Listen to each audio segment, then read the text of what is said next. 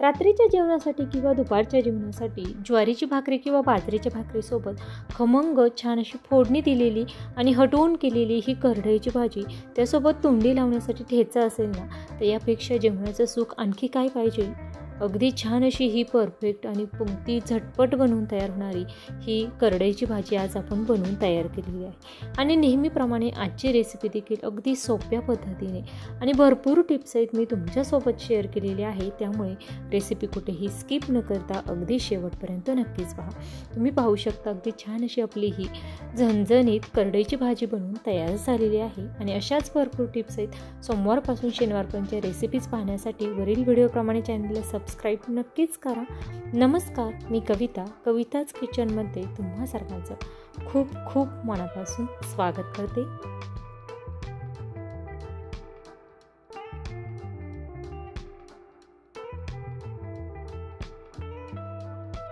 आज आपण पारंपरिक पद्धतीने हटवून करडईची भाजी तयार करत आहोत. त्यासाठी या ठिकाणी करडईची फ्रेश अशी भाजी घेतलेली आहे. आता ही भाजी आपल्याला निसून घ्यायची आहे. ही भाजी निसून घेण्यासाठी आपल्याला हिची जी पानं आहे ती सेपरेट करून घ्यायची आहे.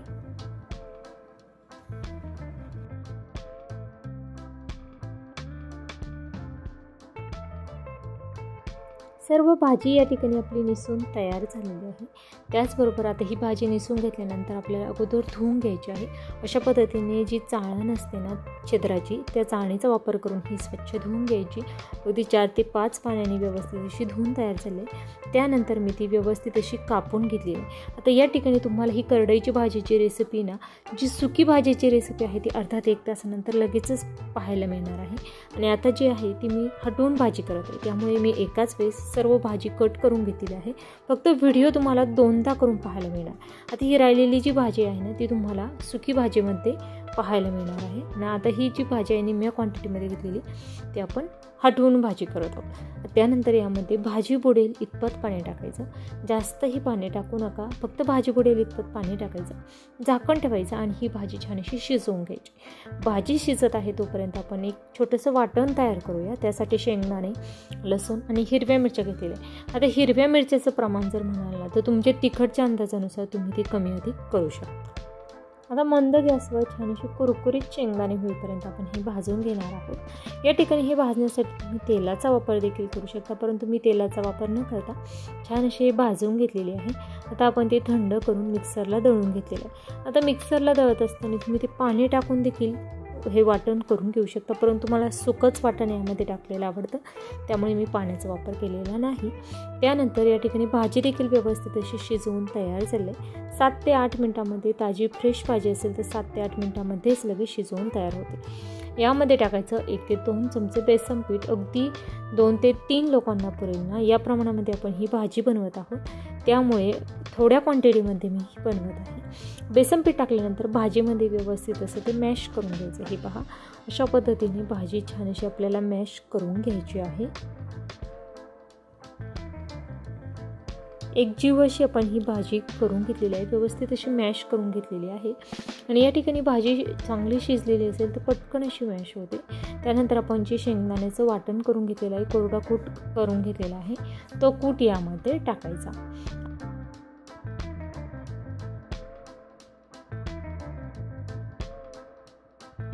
पद्धतीने भाजीमध्ये चांगलं 4 ते 5 मिनिटे व्यवस्थित असा तो परतवून घ्यायचा. त्यानंतर यामध्ये आपण आवश्यकतेनुसार पाणी टाकणार आहोत. आता या ठिकाणी मी थोडंसं कोमट असं पाणी करून ते घेतलेलं होतं. गरम पाण्याचा वापर केला तरी भाजी आणखीन चवीला छान लागते, त्यामुळे शक्यतो गरम पाण्याचा वापर करा. हे पहा, अशा पद्धतीची कन्सिस्टन्सी आहे, परंतु यामध्ये बेसन पिठाचा वापर केलेला आहे, त्यामुळे छान अशी उकळी आल्यानंतर ही ग्रेव्ही आणखीन छान अशी घट्टसर होणार आहे. त्यानंतर आपण यामध्ये चवीनुसार मीठ टाकणार आहोत. लहान साईजचा चमचा आहे, 1.5 चमचा एवढं मीठ टाकलेलं आहे. मीठ देखील यामध्ये अगदी व्यवस्थित असं आपल्याला मिक्स करून घ्यायचं. या स्टेजला गॅसचा फ्लेम हा मध्यम ठेवलेला आहे आणि मध्यम आचेवर ही भाजी आपण 4 ते 5 मिनिटं व्यवस्थित अशी शिजवून घेणार आहोत. हे पहा, अशा पद्धतीची कन्सिस्टन्सी आहे. आणि शिजल्यानंतर तुम्ही पाहू शकता थोडीशी दाटसर अशी ही झालेली आहे. आणखीन जास्त थोडीशी शिजवून देणार आहे. तोपर्यंत आपण खमंग फोडणी देण्यासाठी तयारी करणार आहोत. त्यामध्ये जिरं, मोहरी असेल किंवा या ठिकाणी लसूण थोडासा ठेचून मी घेणार आहे. तुमच्या आवडीप्रमाणे यामध्ये तुम्ही लाल सुक्या मिरच्या देखील यूज करू शकता. छान अशी भाजी या ठिकाणी शिजवून तयार झाली आहे आणि हलकीशी दाटसर देखील झालेली आहे. साधारणतः 4 ते 5 मिनिटासाठी मी ठेवलेली होती. आता ही मंद आचेवर अशीच ठेवणार आहे. तोपर्यंत आपण या भाजीसाठी तेल तापण्यासाठी ठेवणार आहोत. आता फोडणी पात्रामध्ये तेल टाकलेलं आहे. तेल देखील तुमच्या आवडीप्रमाणे तुम्ही ते प्रमाण कमी अधिक करू शकता. आता ही भाजी छान अशी शिजत आल्यानंतर किंवा शिजण्याच्या अगोदर देखील तुम्ही यामध्ये शेंगदाणे टाकू शकता.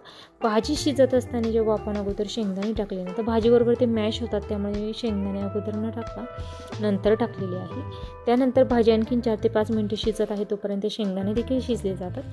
त्यानंतर तेल छान असं गरम झालेलं होतं, त्यामध्ये आपण 1 ते 1.5 चमचा मोहरी टाकलेली आहे. मोहरी छान अशी तडतडून द्यायची, त्यामुळे छान असा खमंग वास आपल्या या भाजीला येतो. त्यानंतर जिरं थोडंसं जास्त क्वांटिटीमध्ये घ्या. जिऱ्याची फोडणी या भाजीला खूप छान अशी चव देते. त्याचबरोबर या ठिकाणी अगदी ठेचून घेतलेला लसूण घेतलेला आहे आणि खमंग अशी ही फोडणी आपल्याला या भाजीमध्ये टाकायची. आता या स्टेजला गॅस मी कमी केलेला आहे आणि एका हाताने आपण फोडणी यामध्ये टाकल्यानंतर दुसऱ्या हाताने लगेच झाकण ठेवायचं, जेणेकरून त्या फोडणीचा जो वास आहे ना तो भाजीमध्ये अगदी छान असा टिकून राहतो. 10 ते 15 मिनिटासाठी भाजी छान अशी झाकून ठेवायची. आणि या ठिकाणी तुम्ही पाहू शकता परफेक्ट अशी आपली ही करडईची भाजी या ठिकाणी बनवून तयार झालेली आहे. थोडीशी दाटसर देखील तुम्हाला आता ही दिसत असेल आणि परफेक्ट अशा पद्धतीची ही भाजी या ठिकाणी बनवून तयार झाली. ती चवीला छान अशी लागते. सुकी भाजी देखील आपण नेहमी बनवून ती खाऊन कंटाळतो ना, त्यावेळेस बाजरीच्या भाकरी किंवा ज्वारीच्या भाकरीसोबत अशा पद्धतीची छान अशी ही भाजी असेल आणि तोंडी लावण्यासाठी जर ठेचा असेल ना तर अगदी परफेक्ट अशी आपली ही साधी सोपी पारंपरिक पद्धतीची थाळी या ठिकाणी बनवून तयार होते. रेसिपी करून पहा, कशी झाली ते मला कमेंट बॉक्समध्ये नक्कीच कळवा. रेसिपी आवडल्यास लाईक करा, तुमच्या मित्रमैत्रिणी नातेवाईकांना देखील जास्तीत जास्त शेअर करा आणि चॅनलवर नवीन असाल तर सोमवारपासून शनिवारपर्यंत दररोज दुपारी येणाऱ्या नवनवीन आणि भरपूर टिप्स आहेत सर्व रेसिपीज पाहण्यासाठी कविताज किचनला सबस्क्राईब नक्कीच करा. आणि हीच करडईची सुकी भाजीची रेसिपी देखील आज मी तुम्हाला अर्धा ते 1 तासानंतर साधारणतः थोड्या वेळानंतर मी ती यूट्यूबवर अपलोड करणार आहे. ती देखील तुम्ही पाहू शकता, कारण दररोज दुपारी मी एकच रेसिपी अपलोड करत असते, परंतु आज मी 2 रेसिपीज यूट्यूबवर अपलोड करणार आहे. त्यामुळे तुम्हाला आज 2 रेसिपीज पाहायला मिळणार आहे. आणि महिन्यातील देखील फक्त रविवारचे दिवस आपण सुट्टी घेतो.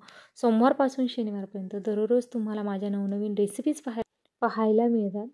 त्याचबरोबर तुम्हाला आणखीन हिवाळा स्पेशल कोणकोणत्या रेसिपीज पाहायला आवडतील हे मला कमेंट करून नक्कीच सांगा. वेळात वेळ काढून माझी रेसिपी शेवटपर्यंत पाहिल्याबद्दल धन्यवाद. पुन्हा भेटूया उद्याच्या भागामध्ये अशाच नवीन छानशा रेसिपीसोबत. तोपर्यंत धन्यवाद.